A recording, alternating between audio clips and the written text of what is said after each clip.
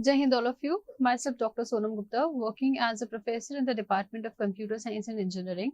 So today I am going to discuss a complex topic in software project management, that is project management and its insights. So let's see first what is a project. There are many definitions of about what is a project, like it is a specific plan or a design, it is a planned undertaking. We can also take it as a large undertaking for a public work scheme. So key points basically from all these definitions that we get, it is the planning and size of the task. So depending on the planning and depending on the what is the size of the task, a project can be defined. Next is management. Because software project management, it is comprised of three terms: software, project and management. So the third term is the management, which is important while completing any project. So for the management, there are various activities which are involved in it. First one, it is the planning. So planning is deciding what is to be done, organizing, like making arrangements to organize that particular project, how that project will be completed and all. Staffing, selecting the right people for the job, the people who are involved in the project, what will be their role, how the things will be effected. So that is staffing. Directing, giving the instructions to the persons who are involved directly or indirectly to the project. Monitoring, monitoring means checking on the progress of the project. What is the progress of the project, how the project is going on, till how many modules have been developed, how many modules have been delivered, and all those things. Controlling, taking the action to remedy holds up, like if any risk occurs or any mishappening in the project occurs, and how those things can be controlled. So that is controlling. Innovating, coming up with the various solutions when the problem emerges. Suppose a problem X emerges and we are not ready for that, then what type of solution can be for that particular problem? That is an innovation. Finally, it is representing, like liaising with the clients, the various users, the developers and other stakeholders which are in the project.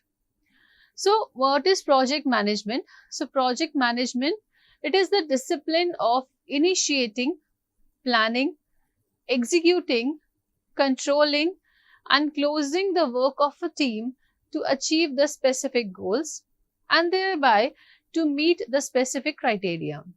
A project, it is a temporary design which is used to produce a unique product, the service or the result which will be having a defined beginning and the ending. And these are the time constraints. They are basically constrained by the funding and the deliverables also. These are the undertakings to meet the unique goals and the objectives, and typically to bring about the beneficial change or added values to it. The project manager is responsible for identifying the users and stakeholders and determining their needs.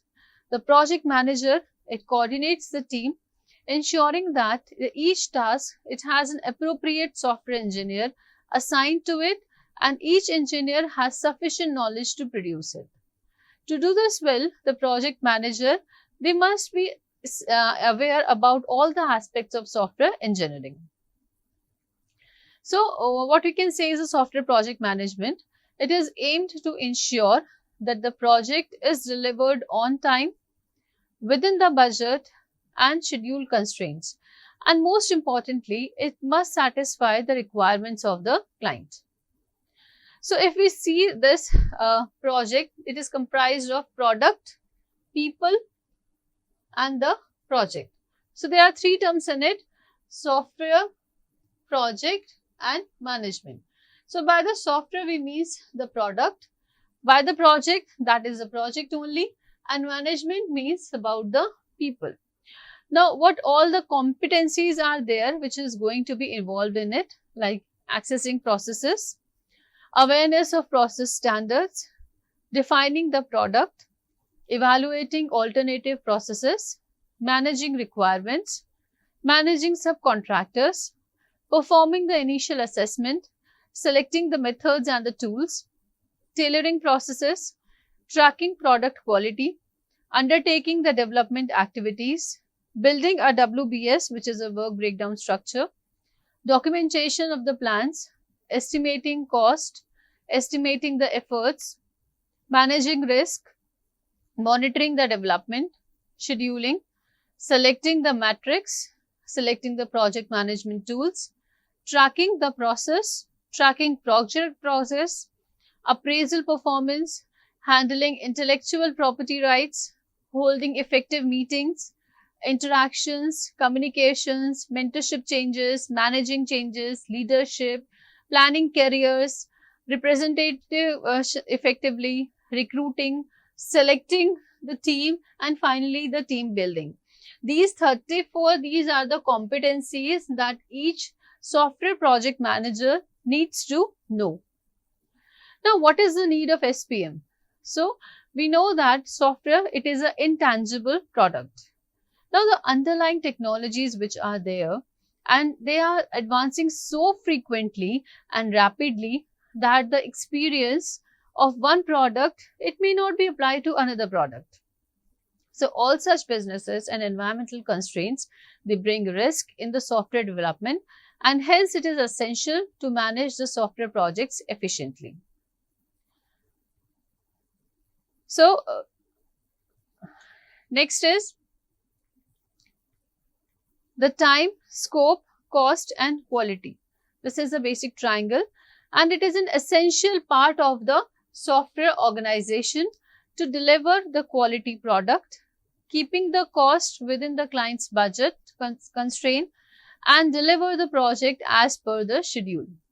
Therefore, software project management, it is essential to incorporate the user requirements along with the budget and timing constraints. Now, vision and scope document which must be there, like first one, it must be the problem statement. Now, what problem statement may include?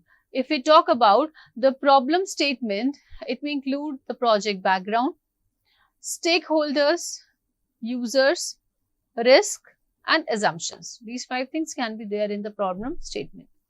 Now, vision of the solution, it may include the vision statement, list of the features that will be included, scope of the phased release, this is optional, and features that will not be developed in that particular project. Now, we can say that it is a job, but we have a difference between job and the projects. Job, it is the routine work, and exploration, it is the uncertainty of the outcome. Now, in between these jobs and explorations comes the project, which is an important part. So, job, it is a repetition of very well defined and well understood task with very little uncertainty. And explorations, like finding a cure for cancer, this is the outcome which is very uncertain in nature. Project, it lies in the middle of the job and the exploration.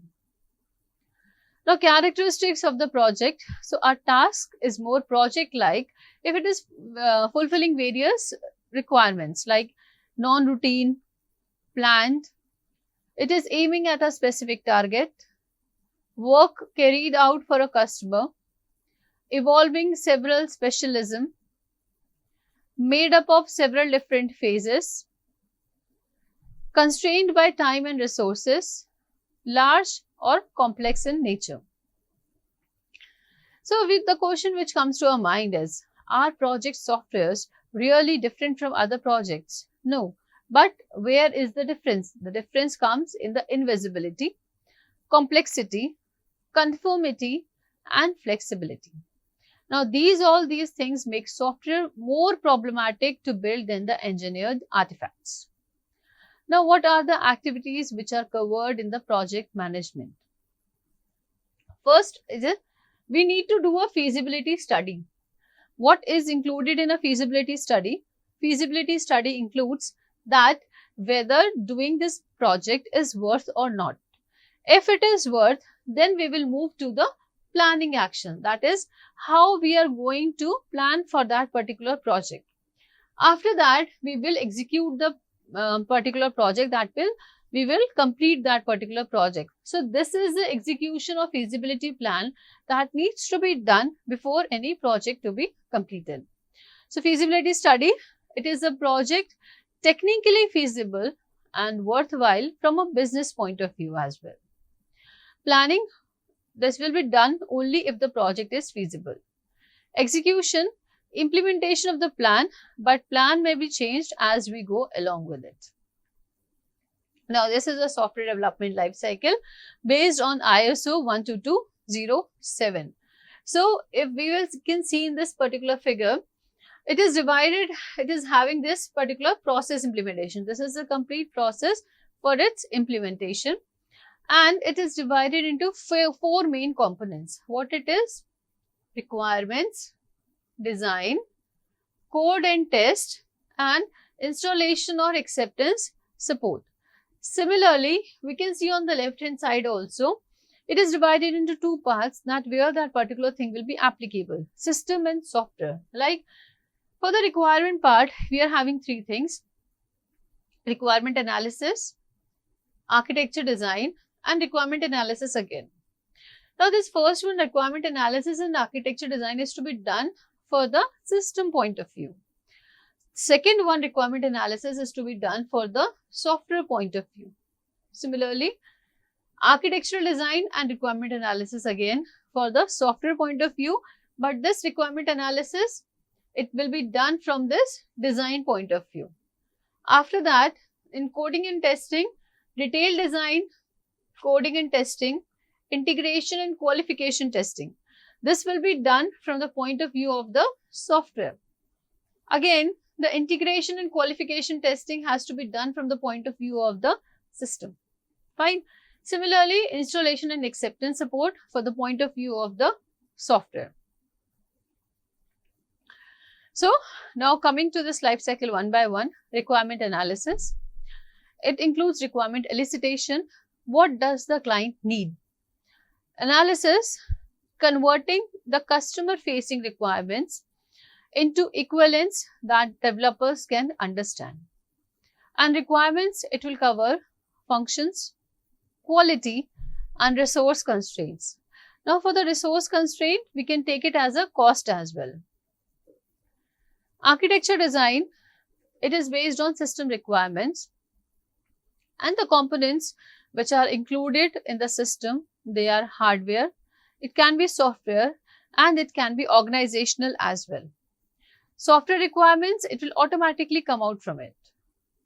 Next one, code and test, it will be done for the individual components. Integration, integration means putting all the components all together. Qualification testing, it means testing the whole system as well. Not just about software, we are talking about the system here. Installation, it is the process of making the system operational. It includes setting up standing data, setting system parameters, installing on operational hardware platforms, user trainings, etc. Acceptance support, it is including maintenance and the enhancements. Now, in what ways we can categorize the project? We have the life cycle, we have the feasibility study, we know how all these things will be worked. Now, the main question comes is how we are going to categorize these projects. So, distinguish different types of projects. So, we need to have different type of tasks, and for that we need to identify the project approaches as well, like information systems versus embedded systems, objective based versus product based. So, these are the two categories in which we can easily divide our projects. So, first category is information based versus embedded system, and second category, it is the objective based versus product based.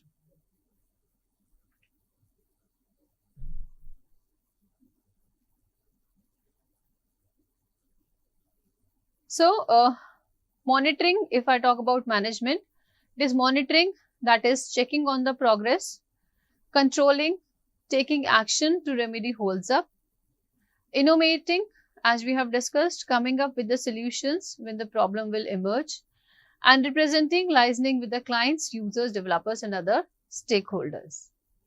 Now, the other question which comes is, after categorizing these projects, how we are going to set the objectives, what we have to do for a project success.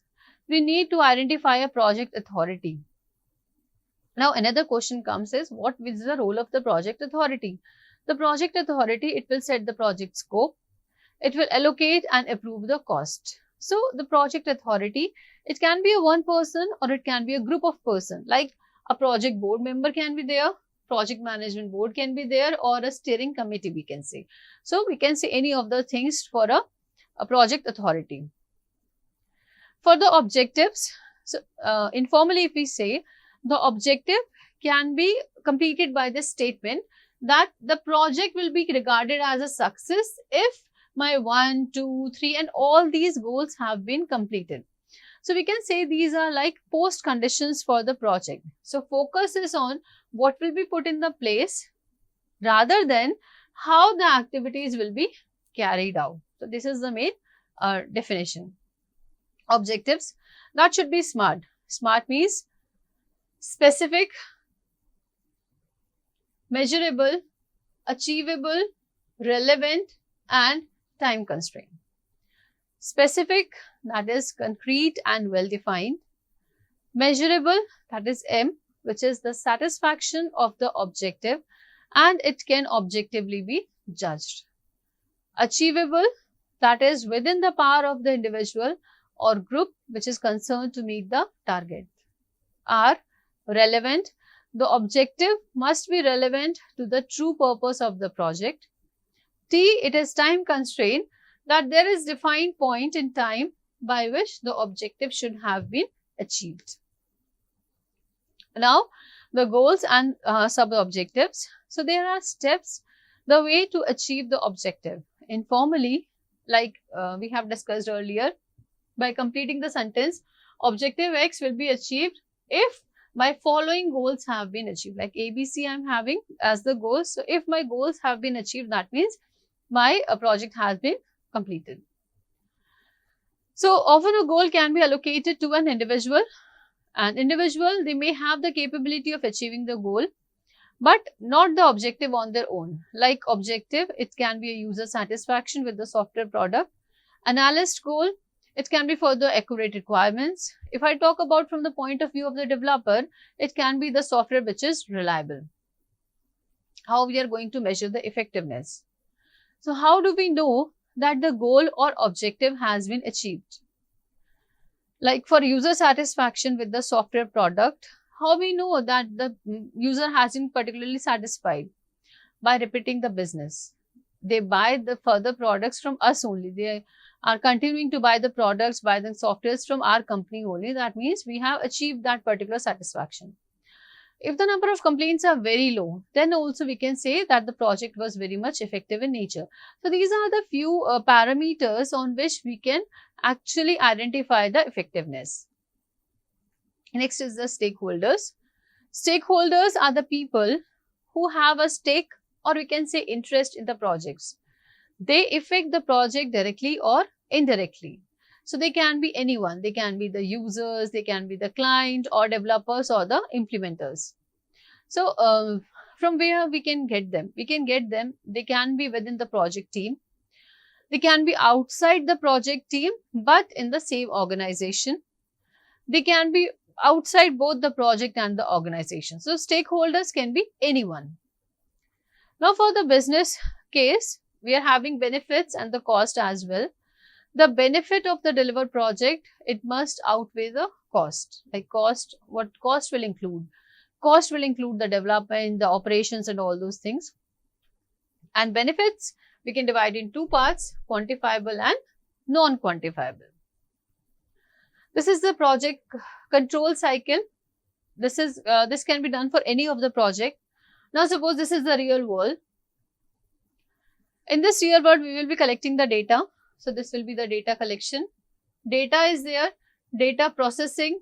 From the data processing, we are having the information which is making the decisions and the plans. From the decisions, we will go to implementation and thereby this project life cycle will be completed. Management control, we are having three things like data. What is data? We all know that data is the raw detail, like 6,000 documents which is processed at location X. Information, the data is processed to produce something meaningful and useful. So, if we are not going to meet the target of processing of the all documents, then the objective will not be met. Modeling, working out the probable outcomes of the various decisions. Like if we employ 2 or more staffs at location X, and how quickly can we process all those documents.